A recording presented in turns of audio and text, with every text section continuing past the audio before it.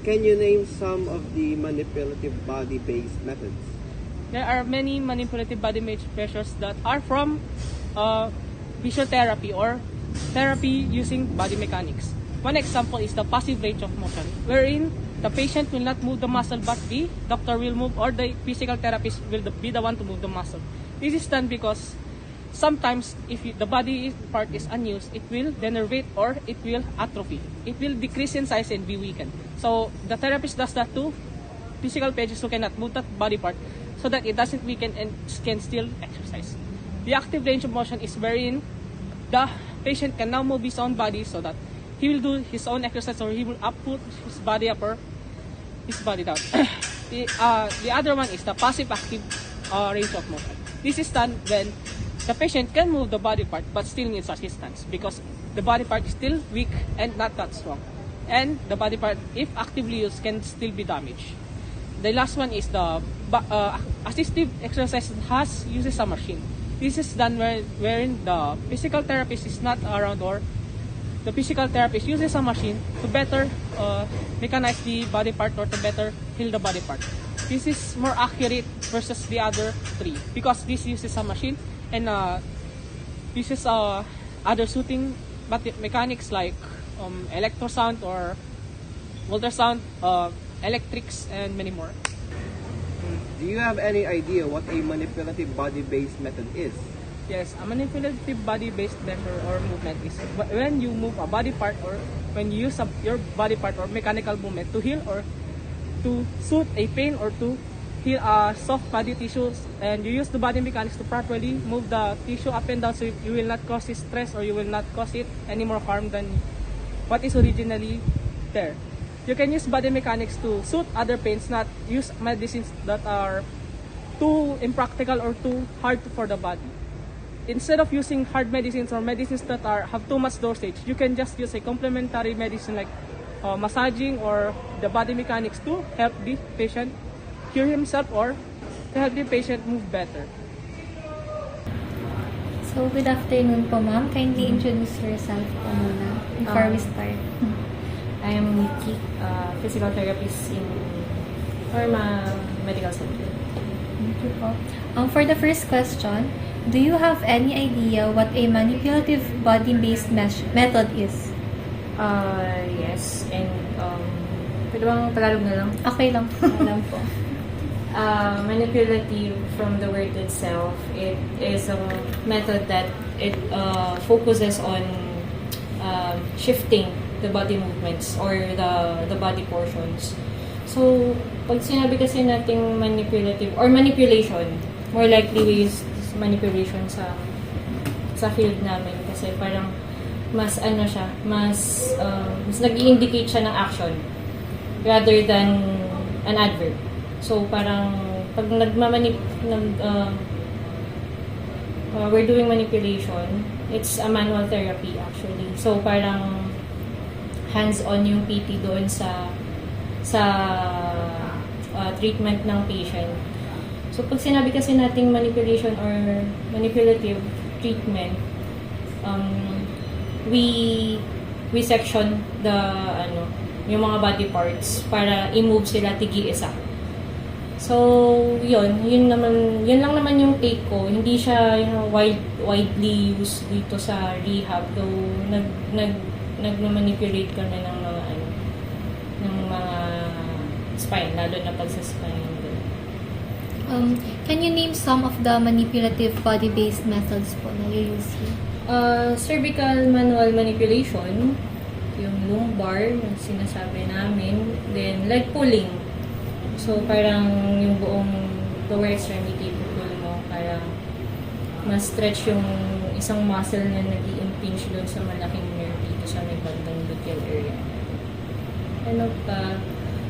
You can do lahat ng joints pwede mong i-manipulate basta with precaution. Ito pa, pangalawa po.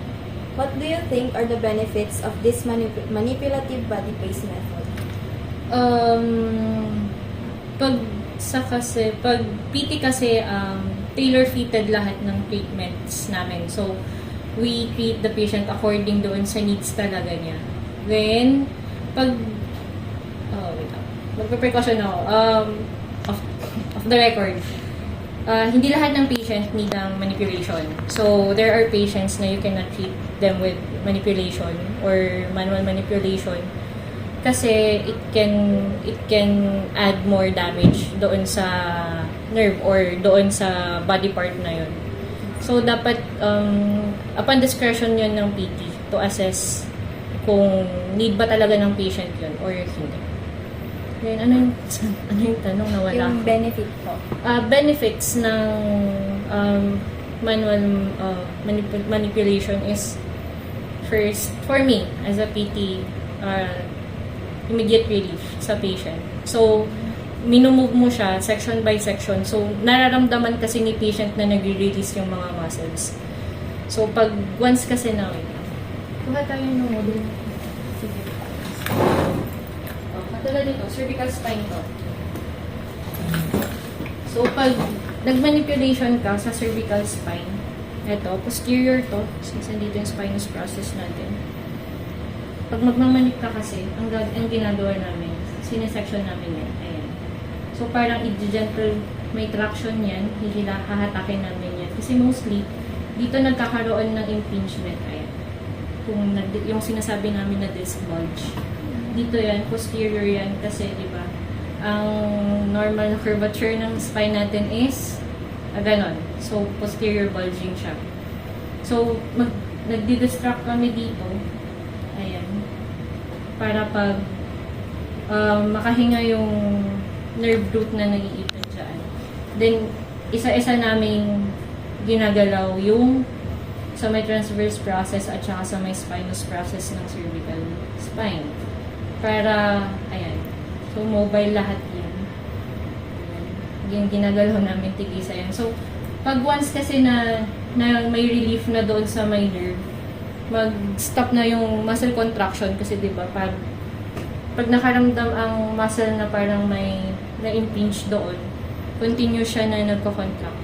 So, pag continuous na nagko-contract yung muscle, nagiging tight yung muscle dyan. So, pinupull niya backwards. Tapos, pag once na-release na yung mga muscles dito, ayan, doon na mararamdaman ni patient na sasabihin niya, mas bumaan yung ulo ko, gano'n. So, yun yung parang pinaka-benefit for me ng manipulation or yung manipulative method na nasabi niya. For the third question po, would you recommend this as an alternative method of wellness therapy to the diseases it could relieve? Why or why not? For me, oo. I will recommend. Pero, not on this part. Kasi very delicate tong cervical spine natin. So, dyan kasi nanggagaling na lahat. From cervical hanggang sacral na nerves dito dumadaan. So, pag ito talaga, may naputol dito, kasi ay ka. So, I won't recommend it doing it here, lalo na sa leeg. Kasi maraming mga structures dyan na maninipis na. So, imaginein mo, i-manipulate mo yan, may naputol ka na palang nerve, may naputol na palang artery. So, anong mangyayari sa'yo, diba? Parang nag-cause ka lang ng further damage sa patient. Then, okay lang naman siya for bigger muscles. Lalo na mamanip kami ng dito sa bandang hip, lumbar area. Yan, kasi pag once na nagmanip ka dyan, mas malalaki yung muscles na magsusupport doon sa spine mo, unlike dito sa may cervical. So, with discretion pa rin naman yan. Pero for me, I highly recommend doing manip sa mga bigger muscles na or mga larger joints na hindi dito. Tapos, for the last question po, are you aware that there are also harms it could cause to your patient? If yes, can you name some? Yeah, it can really harm the patient, especially pag hindi well trained yung gagawa. No? So, we undergo a lot of seminars para dito kasi dapat alam mo basic human anatomy yung ano. So yun, dapat yung mag-handle sa'yo, professional talaga, marami na experience when it comes to this kasi it can cause further damage na doon sa patient. And, di ba sabi ko, parang not all diseases will require na magmanip ka. So, ikaw, as a PT or a healthcare professional, should know na yung mga conditions na pwede mong gawin to. Yung mga conditions na hindi mo pwedeng gawin. So, hindi ka pwedeng manipulation sa patients na may osteoarthritis. Kasi, brittle na yung bone nila.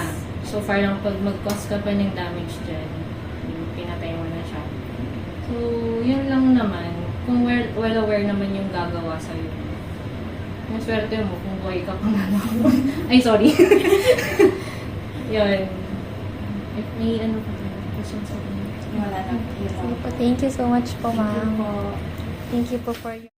In conclusion, manipulative body-based methods are effective therapeutic approaches that focus on physical techniques to improve health and well-being. These methods work by addressing the body's muscles, joints, and soft tissues to alleviate pain, reduce tension, and promote better movement and function. Through practices such as chiropractic adjustments, physical therapy, and osteopathy, practitioners use their hands or specialized tools to manipulate the body, encouraging healing and relieving discomfort. These techniques are often used in conjunction with other medical treatments to enhance overall recovery and support long term health. Manipulative body based therapies are beneficial for a variety of conditions, including musculoskeletal pain, stress related issues, and postural imbalances. By improving circulation, reducing inflammation, and promoting relaxation, they help individuals achieve a greater sense of physical well being. Overall, these methods are important part of a holistic approach to health and emphasizes the mind-body connection and natural healing process.